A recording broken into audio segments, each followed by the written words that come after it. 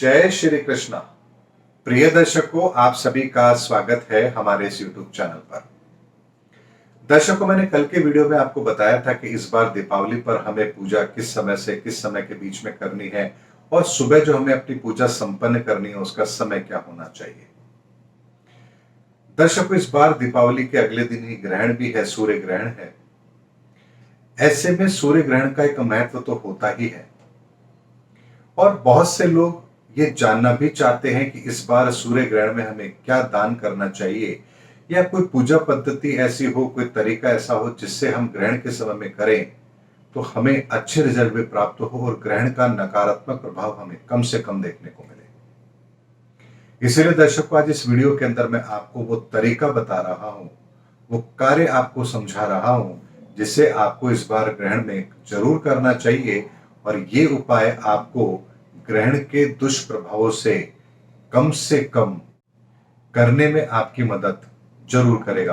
अर्थात ग्रहण के प्रभाव आपके जीवन पर कम से कम पड़े, इसकी व्यवस्था इस उपाय से जरूर होगी।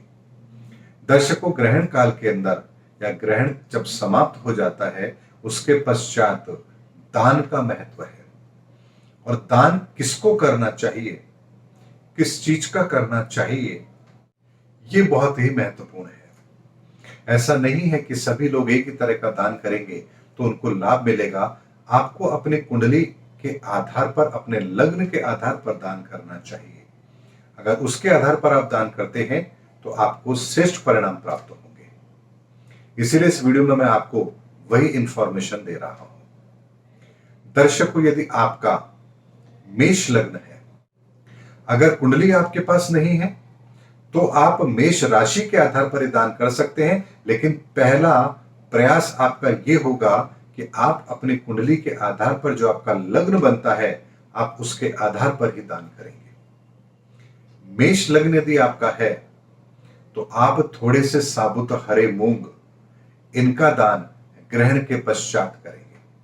मात्रा आपकी कितनी भी हो सकती है, चाहे आप 100 ग्राम ले, 1 किलो ले, 2 किलो ले, 5 किलो ले, वो आपकी श्रद्धा के ऊपर निर्भर करता है। लेकिन ग्रहण के पश्चात आप हरे मूंग का दान अवश्य कीजिए।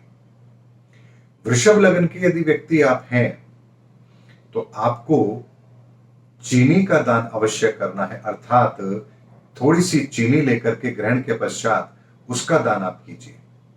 अब बात आती है कि दान हम कहां करें, तो दान आप किसी योग्य व्यक्ति को भी दे सकते हैं, मंदिर में भी दे सकते हैं, कहीं कोई भंडारा हो, कहीं कोई गुरुद्वारा हो, कहीं कोई ऐसी स्थान हो जहां पर वो दान स्वीकार करते हैं तो वहां पर भी आप ये दान कर सकते हैं। अगर आप मिथुन लगन के व्यक्ति हैं तो आपको गेहूं का दान करना है। यदि आप कर्क लगन के व्यक्ति हैं तो भी आपको गेहूं का दान करना है और थोड़े से मूंग का दान करना है, यानी थोड़े गेहूं और थोड़े मूंग ये आप ले सकते हैं। इस चीज का दान कर्क लगन वाले व्यक्तियों को अवश्य करना चाहिए ग्रहण के पश्चात। यदि आपका सिंह लग्न है तो आप दूध का दान कीजिए। यदि आपका कन्या लग्न है तो आप गेहूं का दान करेंगे। यदि आपकी तुला लग्न की कुंडली है, आपका लग्न तुला है, तो भी आप गेहूं का दान करेंगे। वृश्चिक लग्न की यदि आपकी कुंडली है तो आप काले उड़द का दान करेंगे। धनु लग्न की यदि आपकी कुंडली है तो आप चावल का दान करेंगे। मकर लग्न की यदि आपकी कुंडली है तो आप गेहूं और चीनी इनका दान कर सकते हैं। यदि कुंभ लग्न की कुंडली आपकी है तो भी आप गेहूं और दूध का दान कर सकते हैं, तथा यदि आपकी मीन लग्न की कुंडली है तो आप गेहूं का और काले उड़द का दान अवश्य कर सकते हैं। दर्शकों, ये मैंने आपको लग्न के आधार पर बताया है कि आपका लग्न यदि ये है तो आप ग्रहण के पश्चात इस वस्तु का दान कर सकते हैं। मात्रा आप अपनी श्रद्धा, अपनी भावना से लीजिए। ऐसा नहीं है कि ज्यादा मात्रा लेने से ही लाभ होगा, आपकी भावनाएं बहुत महत्व रखती हैं। इस दान को करने से ग्रहण के प्रभाव आपके अवश्य कम होंगे। दर्शकों, इस वीडियो में मैंने आपको ग्रहण के प्रभाव को कम करने के लिए जो हमारे शास्त्रों में दान का महत्व दिया गया है, उसके संदर्भ में आपको एक डिटेल फोरकास्ट दिया है।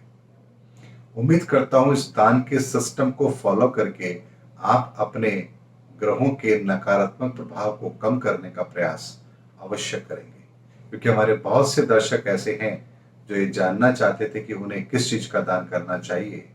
ऐसे में मैंने आपको सार्वजनिक तौर पर लग्न के आधार पर यह बताया है कि आपको किस चीज का दान करना है। लेकिन दर्शकों, एक दुविधा आप लोगों के मन में भी होगी कि हमारे पास तो हमारी कुंडली नहीं है, हमें तो नहीं पता हमारा लग्न कौन सा है, तो हम क्या दान करें। दर्शकों, तब आप आपका जो प्रचलित नाम है, यानी जिस नाम से लोग आपको जानते हैं, जिस नाम से लोग आपको पुकारते हैं, आप उस नाम से जो आपकी राशि बनती है, आप उसी के आधार पर दान करेंगे। यानी मान लीजिए आपकी मेष राशि है, तो जो मैंने आपको मेष लग्न का दान बताया है, आप वह फॉलो जरूर करेंगे। यदि आपकी सिंह राशि है, आपके प्रचलित नाम से कुंडली आपके पास नहीं है, तो फिर जो मैंने सिंह लग्न का दान बताया है, आप वह फॉलो करेंगे। इस तरह से आप अपनी राशि के आधार पर जो मैंने लग्न का दान बताया है वह फॉलो करेंगे। ये तब करेंगे जब आपको नहीं पता कि आपका लग्न कौन सा है। उम्मीद करता हूं दर्शकों, मेरा वीडियो आपको जरूर पसंद आया होगा। अगले वीडियो में आपसे फिर भेंट होगी, तब तक हमारे चैनल पर बने रहिए। जय हिंद, जय भारत।